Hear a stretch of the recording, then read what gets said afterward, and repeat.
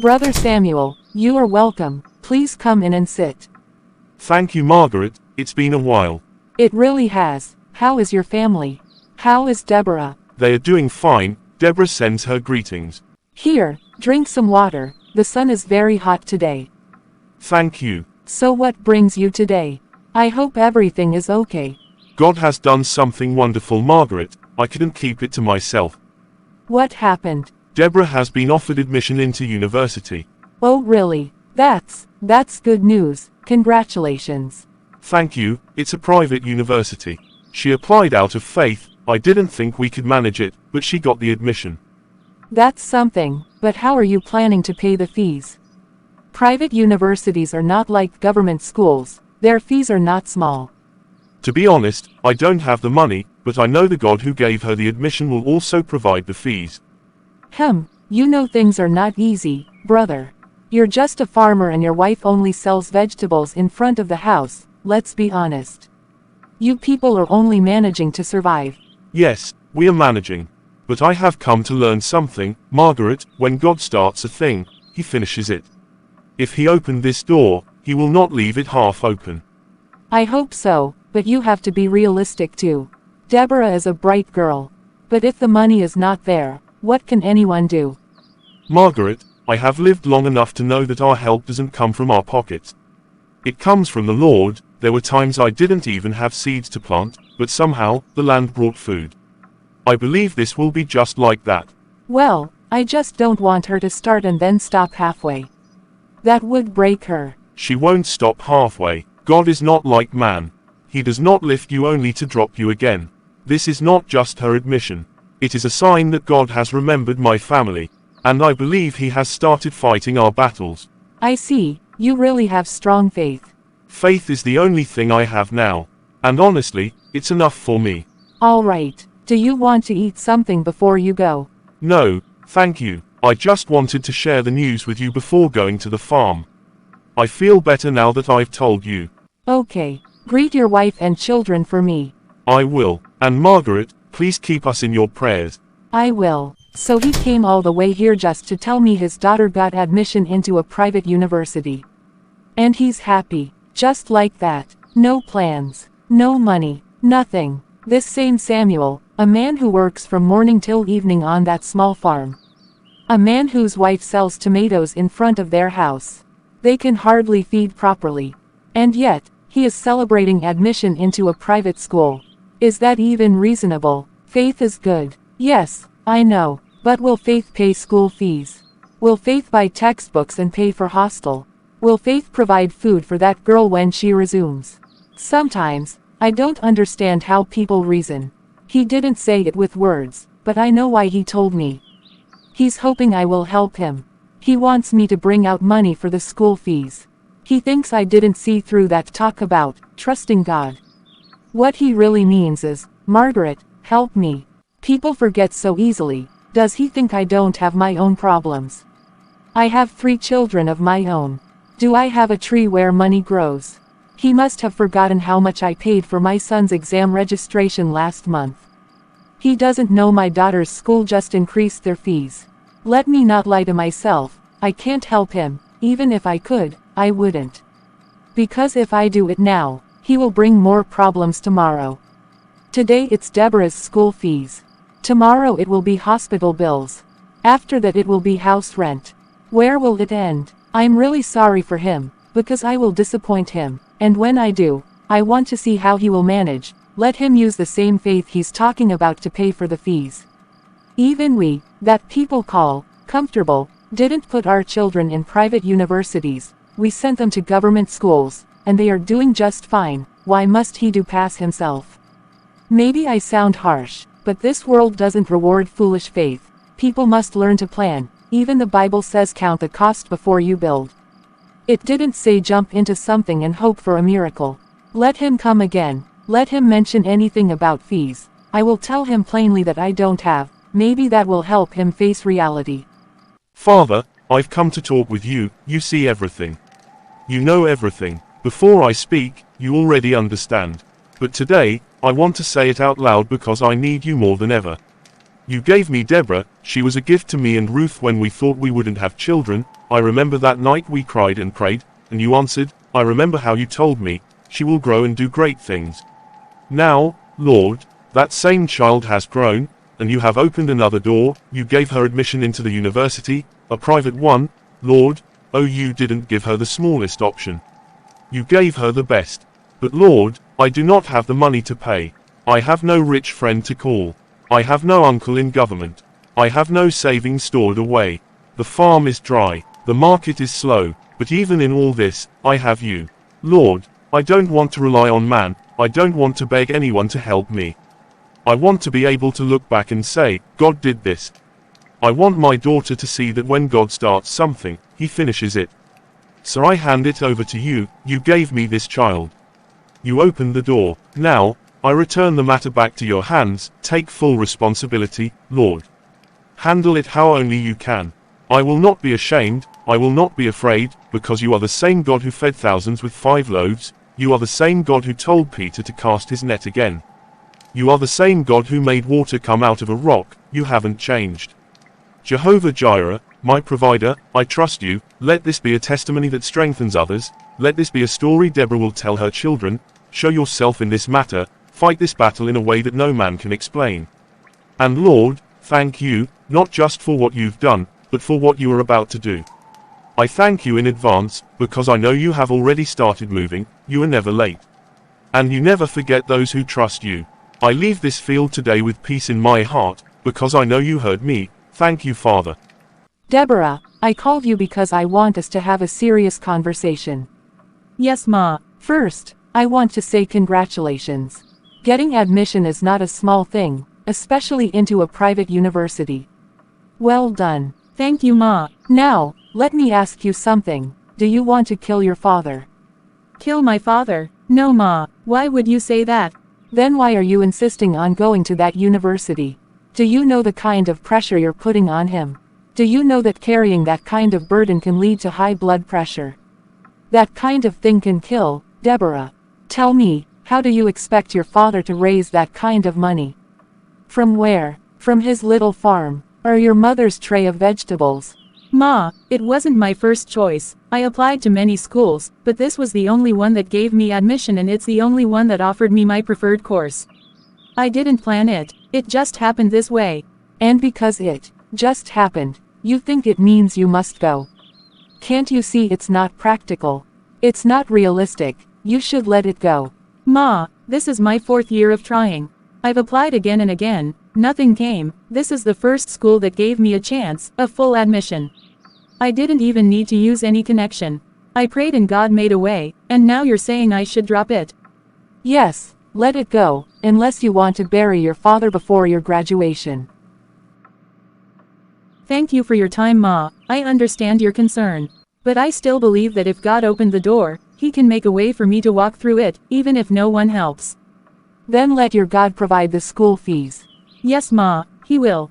That girl, she's just like her father, adamant, determined, so full of this bold faith they keep talking about. I've said my own. If they like, let them take it.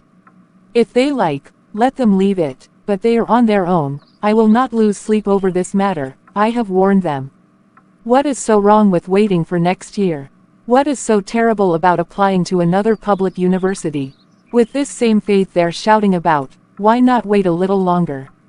What's the rush? Faith is good, but sometimes, wisdom must follow. That's the part people forget. They want to jump, even when there's no net. They don't stop to ask if it's the right time. And let's not forget, Deborah didn't even attend a top school. She went to one of those small, low-cost community secondary schools. How will she cope in a private university where children of rich and educated people go? She'll be sitting beside students who had private tutors.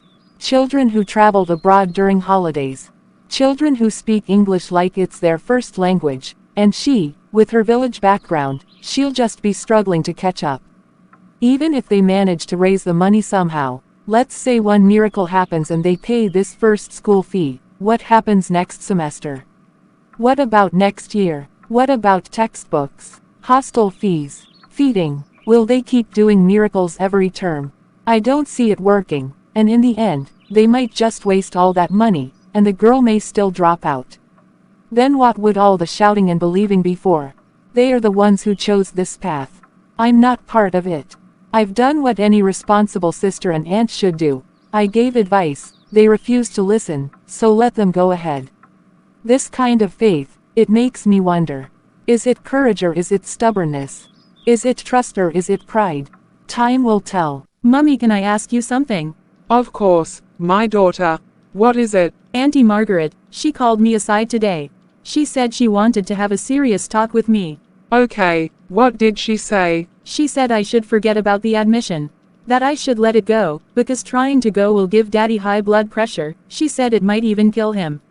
She said we don't have the kind of money for a private university, and that attending it is like carrying a load too heavy for our family. She even asked if I want to kill Daddy. Mummy, is it true? Am I putting Daddy's life at risk because I want to go to school? Am I being selfish? Look at me, Deborah. Oh, you are not selfish, and you are not putting your father's life at risk. Your father is not afraid of the fees. He's only taking a step of faith. Yes, it may look dangerous. It may look like a big risk, but in reality, he is about to enjoy his rights as a child of God. Do you remember what the Bible says in Matthew 7 verse 7? It says, "Ask, and it shall be given to you. Seek, and you shall find. Knock, and it shall be opened unto you." Your father asked God for this admission, and God gave it. Now we are knocking on the door of provision, and I believe that same God who opened the door of admission will open the door of supply. But what if it doesn't work out? What if the money doesn't come? Let me tell you a story, my child, one you already know, but I want you to hear it again. Before you were born, your father and I cried for years. We wanted a child, but nothing came. We prayed, we fasted, we waited, then one day, God remembered us, and He gave us you. And not long after you came, as if heaven was opened, He gave us your brother, then your sister, then your youngest brother. The God who answered us then has not stopped being God today. You are not a mistake, Deborah. You were sent here for a purpose. This admission is part of your journey, and I believe with all my heart that God will finish what He started. Thank you, Mummy. I feel better now. You're welcome, me daughter. Wipe your eyes. We walk by faith, not by fear. Deborah, are you up? Yes, Mummy. I'm awake. Come and eat something before it gets cold. I'll come, Ma. Just give me a minute. The school. Hello. Good morning. Good morning. Am I speaking with Miss Deborah Ezekiel? Yes, this is she. This is Mrs. Clara from the Office of Admissions and Scholarships at Crown Hill University. I hope I'm not catching you at a bad time? No, Ma. I'm here. All right. I'm calling to inform you that the scholarship committee reviewed your application file again, and based on your outstanding entrance exam score and academic record, you have been selected for a partial merit-based scholarship. I'm sorry, Ma. Please, can you say that again? You have been awarded a partial scholarship. The university will be covering a significant portion of your tuition. You'll still need to cover accommodation and some other minor charges, but your main tuition has been reduced by more than half. Thank you, Ma. Thank you so much. You're welcome, dear. You'll receive an official letter via email today. Please check and respond as soon as possible. I will. Thank you again, Ma. God bless you. Have a lovely day. Daddy, Mummy. Deborah, what happened? The school just called. They gave me a scholarship. A scholarship? Yes, sir. A partial one. They reviewed my results and said my scores were high. They've reduced my tuition by more than half. You always finish what you start. God has done it. He has started showing His hand. Mummy, Daddy, God really answered our prayers. Mummy Ruth. Mummy Ruth. They said I should give you this. Who sent it? I don't know. Let's get home first.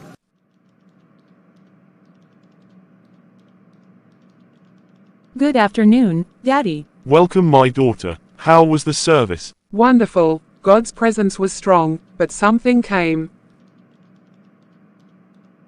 A small boy gave me this on our way home. He didn't say who it was from. Dear Brother Samuel, we received a nomination regarding your daughter's recent admission. After prayer and discussion, the Church Welfare Board has decided to support your family with a small token toward her university journey. It is not the full amount, but we trust it will go a long way. We believe God will complete what He has started. Keep trusting Him, in Christ's love, your church family. Who could have nominated us? It doesn't matter, God sees in secret and rewards openly. Even if man forgets you, God will not. Daddy, it's happening, everything you said that day in the field, God is truly doing it. The same God who gave us Deborah, the same God who gave her admission, is now raising help from every corner. He is fighting this battle in ways we never imagined. You always finish what you start. Father, it's just me tonight. I don't even know how to start. I just want to say thank you for everything, for not putting me to shame, for not letting my parents be disappointed because of me. When Auntie Margaret told me to let go of the admission, when she said my father might die trying to pay my fees, I was scared. I didn't want to be the reason for my family's pain. But I also didn't want to throw away the only open door I've seen in 4 years. Then you stepped in, you gave me a scholarship, not just from one place, but from 2, the school reduced the tuition, the church helped with the rest, and when we add both together, the entire fee is covered.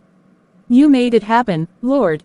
You didn't just help us survive this moment, you gave us a full solution, not just for one term, but for the whole session, and we're not just hoping anymore, we're trusting you, from now until the day I graduate. You are faithful, you are kind, you are dependable, and I promise I will always trust you. Even when things don't look clear, even when the road feels closed, I will remember this moment, this quiet miracle. Thank you, Jesus, for fighting for me. Margaret, good morning. Morning, Brother Samuel. I brought you some garden eggs. Ruth said you like the bitter ones. Thank you. How is everyone at home? They are fine. Deborah is preparing to leave tomorrow. Leave? For school? Yes, she's finally going. God did it, Margaret. Oh, wow, that's good. I'm happy for her. So you finally raised the money. It was God all the way. The school gave her a scholarship, then out of nowhere, the church sent us support too. When we added both, it was more than enough. God showed up, Margaret, just like I said He would. That's something, truly. Actually, that's one of the reasons I came. I wanted to ask you for a small favor.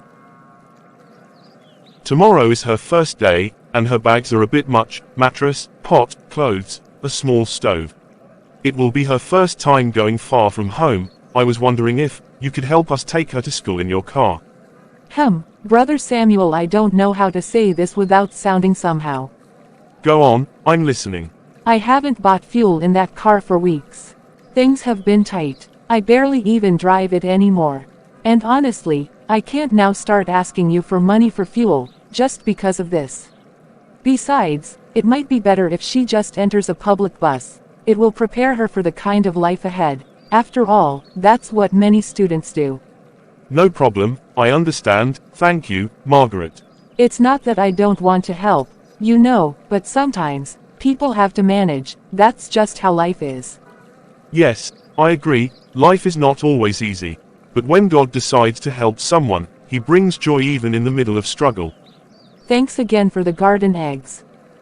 Deborah will greet you before we leave. It's nothing, brother. So they are really going. Deborah is going to that university. And now the whole village will begin to talk. Samuel's daughter got admission. She's going to a private university. As if it was by their own power. They even had the boldness to ask me, to carry them in my car. Did they think I'm their driver? Did they think I don't have my own family to worry about? I said no, and I'll keep saying no. I will not carry someone else's child to a place my own children can't go. We, with all we have, still sent our children to public schools. We manage fees every term, and now, I should be the one escorting them to private university life.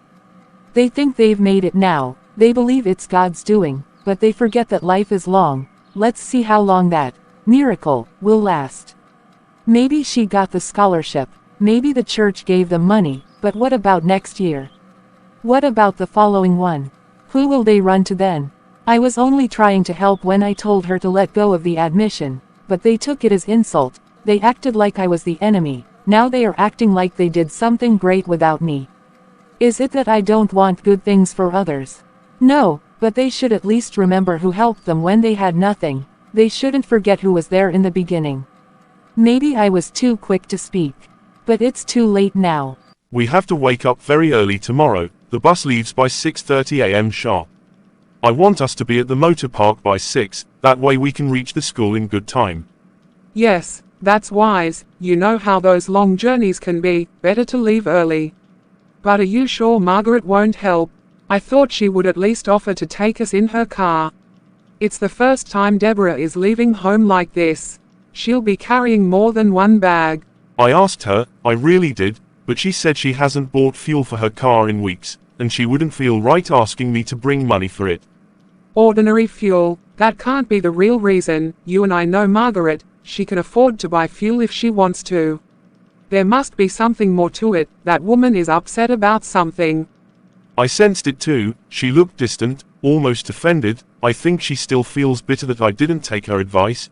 You know, she told me not to bother sending Deborah to a private school, she said it would be too much for us.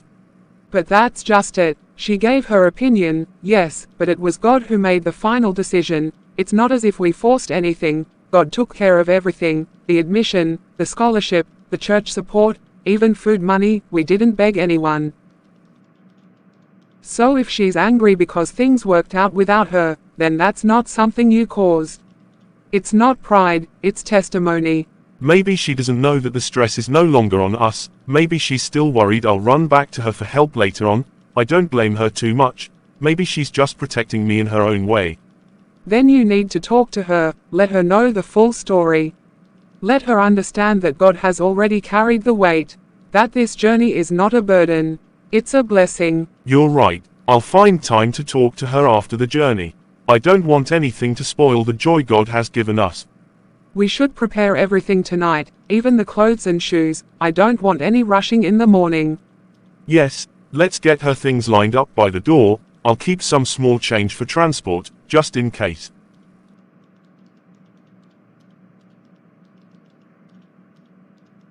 Tomorrow, she begins her new life, our first child to step into university. God has truly been kind. We may not have had everything, but we've always had God, and He has never failed us.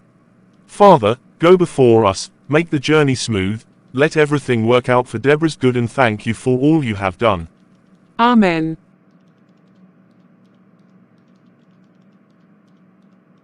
Mummy, Daddy, can I sit with you? Of course, my daughter, come here.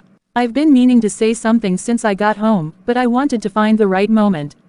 We're listening. First of all, thank you both for everything, for your prayers, your support, your encouragement even when it didn't look like things would work out. Daddy, I still remember your words that night on the farm. You told God that if He gave me admission, He would also provide for me, and He did, every single year. Mummy, you held my hand and told me that God who gave me to you after years of waiting would not leave me stranded, and He didn't.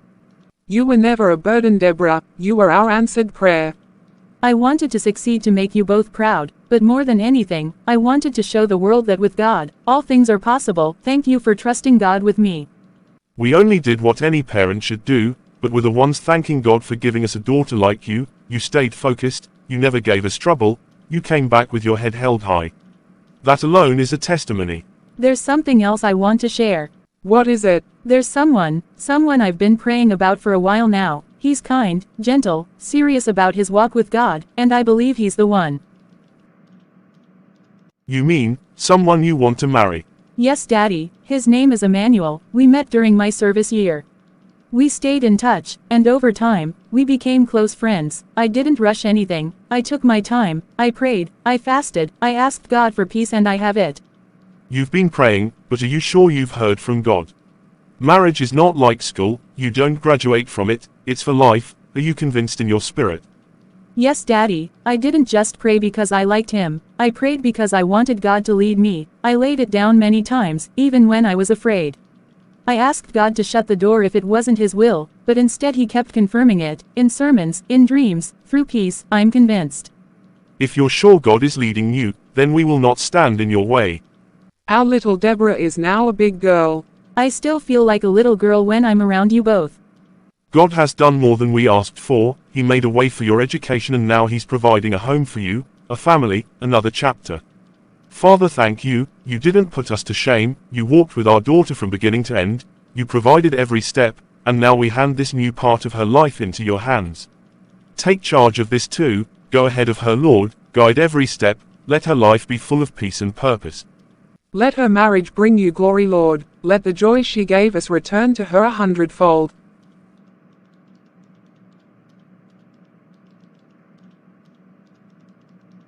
Emmanuel, thank you for coming. It means a lot that you took the time to visit us properly. I believe in things being done the right way. Yes, sir, that's exactly how I was raised, and I want everything I do with Deborah to honor you and Mummy Ruth.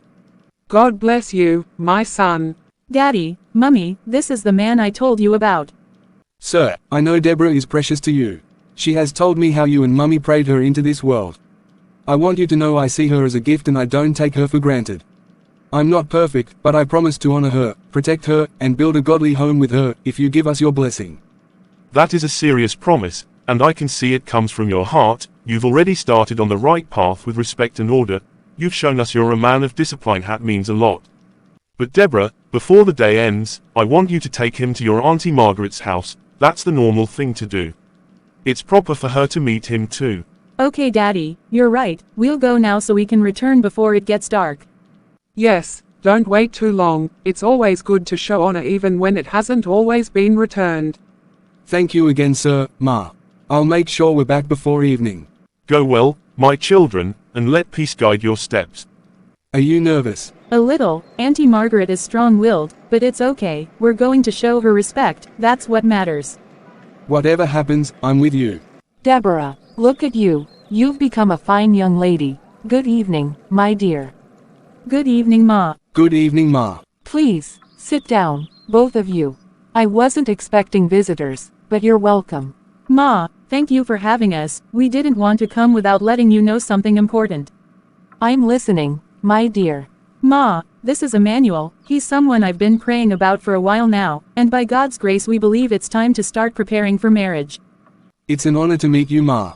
Oh wow, marriage. Deborah, you've truly grown. Congratulations. You're welcome, Emmanuel.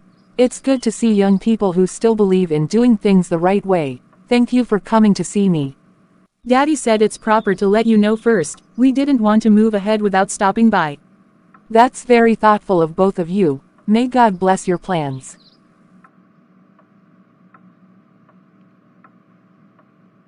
We brought this along, just a small gift to greet you properly. Ah, you shouldn't have bothered, but thank you. Please drop it there. Deborah, I remember when you were just a little girl following your mother to the market. Now look at you, university graduate, working, getting married. God is faithful. Yes, Ma, He truly is. I pray everything continues to go well for you. May the Lord bless your home with peace and favor. Even without me they still made it. How do you feel? Relieved. She smiled all through, but I could tell something was hidden behind it. Still, we've done our part. We honored her. You did well, and God will continue to honor you too. So this is what it has come to. Even after all my warnings, even after I told her father not to put that girl in a private school, Deborah still finished. Not just finished, she finished with flying colors. I watched them struggle, I waited for them to return in shame, but no, they kept moving forward, like everything was working. Now, to crown it all, she wants to get married. Deborah, the same girl who was always behind, the same one who begged for hand-me-downs, the one we always pitied, now she wants to marry before my own daughter. My daughter finished school over 2 years ago, 2 whole years, still single, still waiting, and now this same Deborah wants to walk down the aisle before her. No, I won't let that happen. It's not happening. Let them say I'm bitter, let them say I'm jealous, I don't care. I won't use charm, no, I won't dirty my hands like that, but I will use wisdom, real wisdom. I will visit people, I will speak small things, nothing obvious, just enough to plant the right questions. I will find out who this Emmanuel really is, his background, his weaknesses, his family, his fears. One by one, the cracks will begin to show, and when they do, the whole thing will fall apart, and Deborah will return to where she started behind. It's time to make some visits, to plant some seeds. Let's see how far this marriage will go. Margaret, good morning. Good morning, Brother Samuel. I hope I'm not disturbing. Not at all, please have a seat. I passed through and said I should greet you. How is Ruth? She went to the market, she should be back soon. Greet her for me when she returns. I saw Deborah and Emmanuel yesterday. They came to see me. Yes, I asked him to, that's the proper thing to do to show respect to family.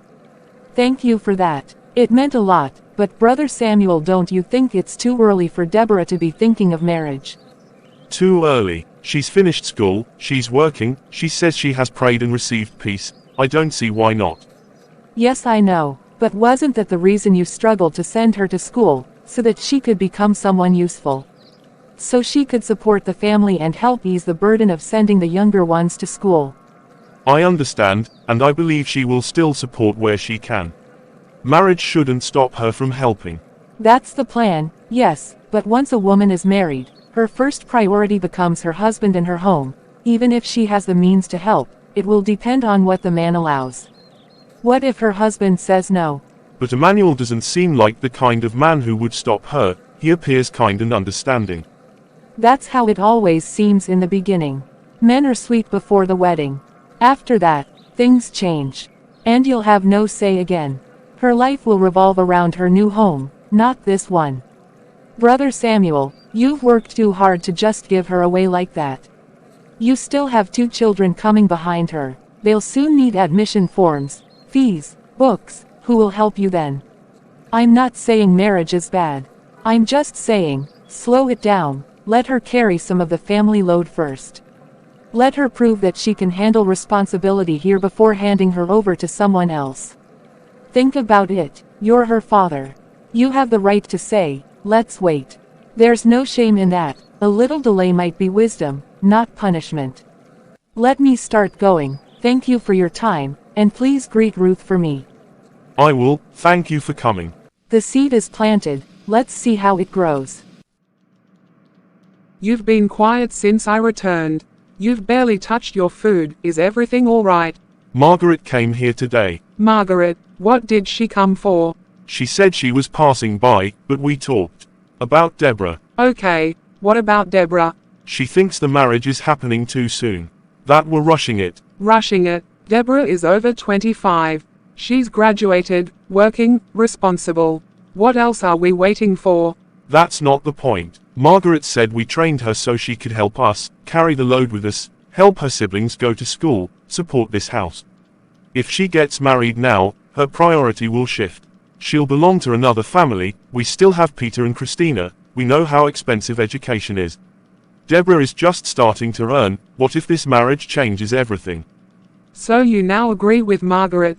I'm not saying she's completely right, but her words made sense. What if we hold on a bit? Just a year or 2. Let Deborah settle properly, help with the family, then she can marry with peace of mind. Samuel, so that's it. After everything God has done, the admission, the scholarship, the job, even Emmanuel, now that it's time to reap joy, we want to pause again. I'm just thinking long term. This is not about fear, it's about wisdom. No, it's not wisdom, it's doubt, fear dressed as caution. You think the same God who carried her from nothing to this point will suddenly abandon her or us? That's not what I mean, Ruth. I'm only trying to be responsible. Being responsible doesn't mean we ignore God's voice. Deborah has peace about this. We prayed, we waited, we watched her grow. If now, after everything, you say, wait, what do you think that will do to her spirit? She'll understand. We're her parents. No, she won't, because this isn't coming from prayer, it's coming from pressure from your sister who never believed in her to begin with. You're listening to Margaret over your own daughter. I didn't say that. But that's what it looks like. It's better you have a rethink. I'm not in any way going to support this. Please excuse me. Margaret, this one that you remembered your brother today. Uncle Jeremiah, don't talk like that. I always remember you, but today I said let me come in person. You're welcome. Please come in, come in. Let me get you something, water or malt. Don't worry, sir. I'm fine. I just came to talk. Something has been on my mind concerning our younger brother, Samuel. Samuel, is he all right? He's fine, but that's why I came, because I feel we need to speak before things go too far. You know how hard Samuel has struggled. Farm work, children's fees, Ruth's small trading. It's been God's grace keeping them. Yes, He has truly tried. Now Deborah, thank God for her. She has finished school, a good thing, but barely 4 months after graduation, she's talking about marriage. Uncle, isn't it too soon? She just got a job, just started standing on her own, the same girl they suffered to train for 4 years, now they want to release her so quickly. What happens to the 2 younger ones? Who helps Samuel now? Samuel will keep working that farm alone, you know the kind of stress that man is under, and he's not getting younger. If they rush this marriage now, who will carry the burden with him? I'm not saying marriage is bad, I want Deborah to marry but not at the cost of her father's health, let her work small, support small, help them stabilize. I love Samuel, that's why I am here. I can't watch him kill himself out of pride or excitement. They won't understand now but someone needs to guide them before it's too late. You've made some strong points, Margaret. I must say, I didn't think of it this way, but it's true. Samuel is under pressure. Deborah getting married now might remove the only shoulder he was hoping to lean on. If he comes to you for advice, please speak to him with wisdom. He listens to you. If you tell him to wait, he'll wait, not forever, just a little while. Thank you, Margaret. Thank you for watching out for your brother. That's what family should do. It's my duty, sir. If Samuel speaks to me, I'll advise him to hold on. Let Deborah help the family a bit, then she can go. That way, everyone wins. That's all I wanted to hear. Thank you, sir. Come in, Mummy. Is everything all right? My daughter, I came because we need to talk. Something is going on, and I didn't want to keep it from you. You need to be aware and you need to be prepared. What's going on? Your father has changed. Since Margaret visited him, his heart has shifted. He's been saying things that he never said before, questioning whether this is the right time for your wedding, talking about your siblings' education, about postponing everything so you can help out financially. He didn't say it harshly, he's trying to be calm, but I know your father, he's wrestling with something that wasn't there before and I know where it's coming from. It's Margaret, that woman has planted something, and I don't believe it's out of concern, I believe it's out of something deeper, darker, something only God truly sees. Listen to me, Deborah, I'm your mother, I carried you, I know when something isn't right. This battle isn't about your timing, or your siblings, or your job, it's spiritual, and I believe that Margaret is fighting this wedding with everything she has, not openly, but quietly, cleverly, like someone who is desperate to stop what God has started. But why, Mummy? What did I do to her? You didn't do anything, you simply succeeded, you became everything she never expected, and now instead of celebrating with us, she's trying to turn your father's heart and others against what should be a joyful moment. That's why I'm telling you this, my daughter, you need to go into prayer, real prayer. The kind that draws heaven down, the kind that cancels secret plans and scatters ungodly altars. I thought we were past this, I thought we had peace. You did, we did, but the enemy doesn't attack what isn't moving forward. If this wedding weren't of God, no one would fight it this hard. And listen to me, as long as I'm alive, I will not let it happen. I won't sit back and let your enemy laugh the last laugh. I won't let her or anyone else destroy what God has put in motion. Thank you, Mummy. We'll pray together, we'll fast, if we must. This is not the time to cry or beg, it's the time to war in the spirit. You'll wake up by midnight, tonight, and every night until this is settled. This is your destiny, you can't afford to sleep while it's being attacked. I understand now, I'll fight. Good, because this battle has already been won, but it still must be declared with your own mouth. Be strong, my child. God is not asleep, and neither am I. Come in, Samuel, you came to see me. Yes, I hope I'm not disturbing. No, sit down, you know you're always welcome. I've been thinking a lot since our last conversation. I see, what's on your mind? I took time to reflect on everything you said, and I've come to see the wisdom in it. You're right, maybe it's too early for Deborah to be thinking of marriage. I was too quick to agree because I was focused on her joy. But I forgot to consider the weight we still carry. I understand, it's not easy for a father, you want her to be happy and she deserves it. But this isn't about denying her happiness.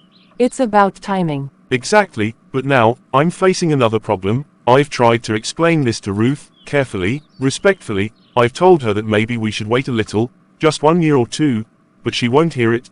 She believes I'm suddenly doubting God. She says I'm giving in to fear. Is that what's been bothering you? Samuel, listen to me.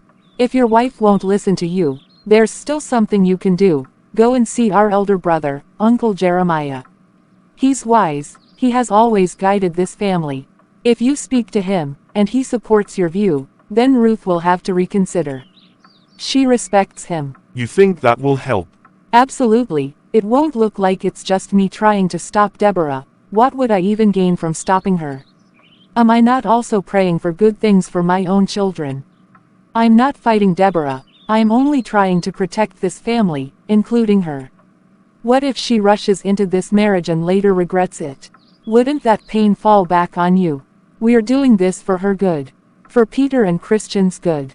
For your good. You've carried this family long enough. It's time she helped out too. And don't worry about Ruth. I'll speak to her too, as a sister, woman to woman. She'll hear me differently. Once she sees that it's not about envy, she'll come around. You really think so? I know so. Sometimes, things look like arguments, but when another person steps in with peace, it settles everything. All right, I'll go and see Uncle Jeremiah tomorrow. Good. That's the best move right now. Let him talk to both of you, and leave the rest to God. It will all turn out well. Brother, trust me, everything we're doing is for the good of everyone. Lord, you see all things, you hear conversations I never heard. You sit in rooms I've never entered. You read thoughts I don't even know are forming. They are gathering, Lord, quietly, with smiles on their faces, but weapons in their hearts. They are speaking softly, but their words carry poison. And I can feel it. My father is changing, my mother is heavy, and I am caught in the middle of a battle I didn't start, but you, Lord, you started this journey. You opened the door, you gave me the admission, the scholarship, the strength, the job, the man. I didn't grab these things, you gave them. I didn't beg for the favor, you placed it on me. I didn't force this future. You designed it. So now, Lord, arise and fight for me. Every whisper of delay, every planted seed of doubt, every secret meeting to confuse my father, scatter it, Lord. Scatter it by fire. Every human wisdom rising against your will, let it be turned into foolishness. Every counsel that is not from you, let it fall flat, let it fail. Let it backfire. Lord, I don't have the power to argue. I don't have the strength to fight my elders, but I have you, and if you be for me, who can be against me? Abba Father, defend me, silence every lie, expose every hidden plan. Protect my father's heart, protect Emmanuel's peace, let no manipulation win. Let not my enemy laugh the last laugh, Lord, let not my testimony be turned into shame. Fight for me, fight for me, fight for me. I leave this battle in your hands, Lord, and I trust you to finish what you started. Margaret, good afternoon. You didn't send word that you were coming. Spare me the greetings, Ruth. I'm not here for small talk.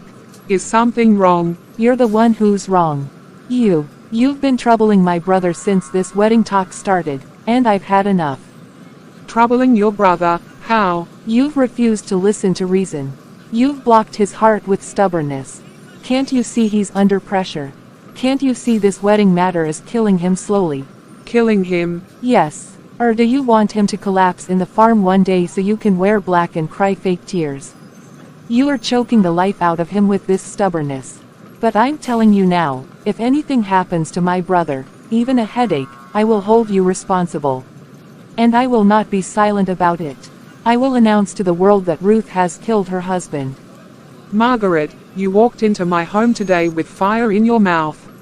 I've done nothing to you. Nothing to deserve this. You've refused to listen. That's what you've done. No, Margaret, what I've refused to do is bow to fear, and I will not now, not ever. You say Samuel is under pressure. I know, I've walked that pressure with him for over 20 years. When you were in your house speaking wisdom, I was in the fields with him, feeding children with tears and prayers. Don't stand here and talk to me like I want to kill the man I've prayed for, wept with, suffered beside, and loved all my life. You came here to accuse instead of speaking to me as a sister with understanding. You brought accusations and curses into a peaceful home. But I won't raise my voice, I won't fight you, because I don't need to. Time will prove the heart that is pure. And God will defend the one who stood in silence when falsely judged. You say I'm stopping the family from receiving help. No.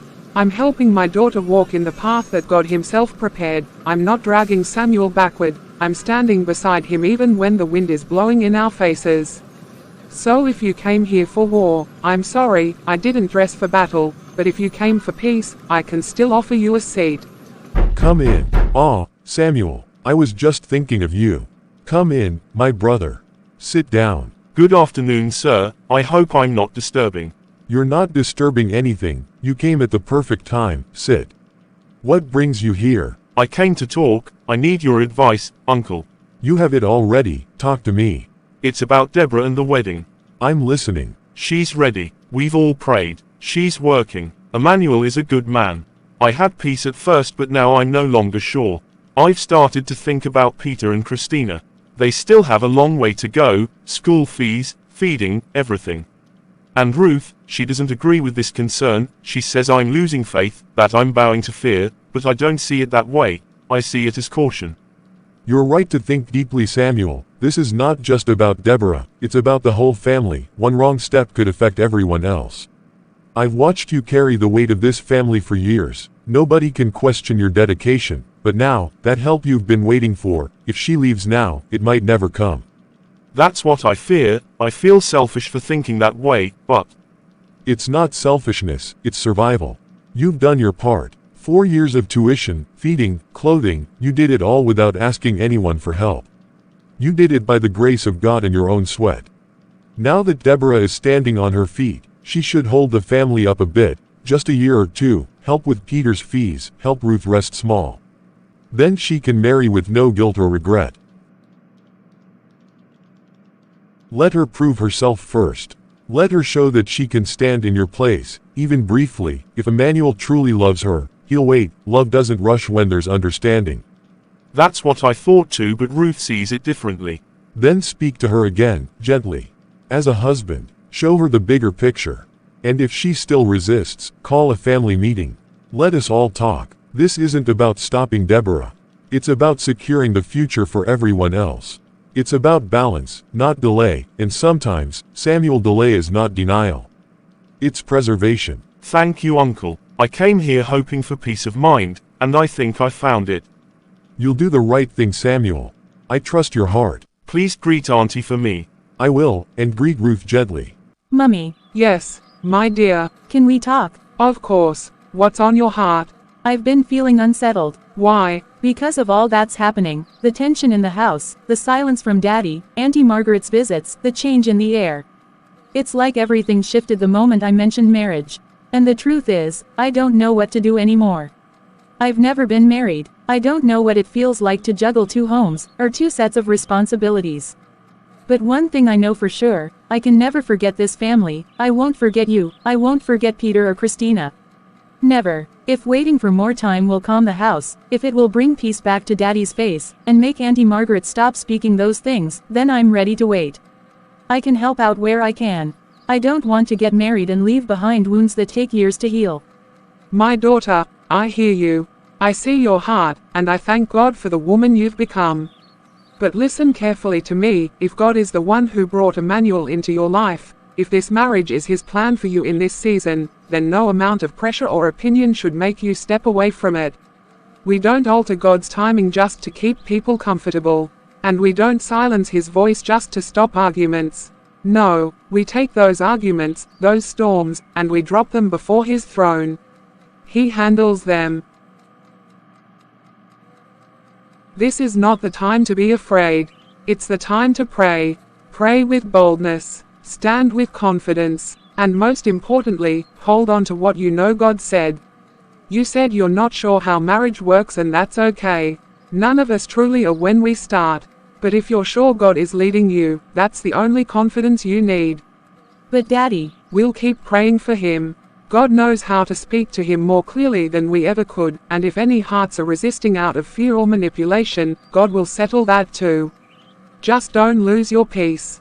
Thank you, Mum. You are my first fruit, Deborah, and I've seen God's hand on your life since the day He gave you to us. That hand is still there, don't doubt it now.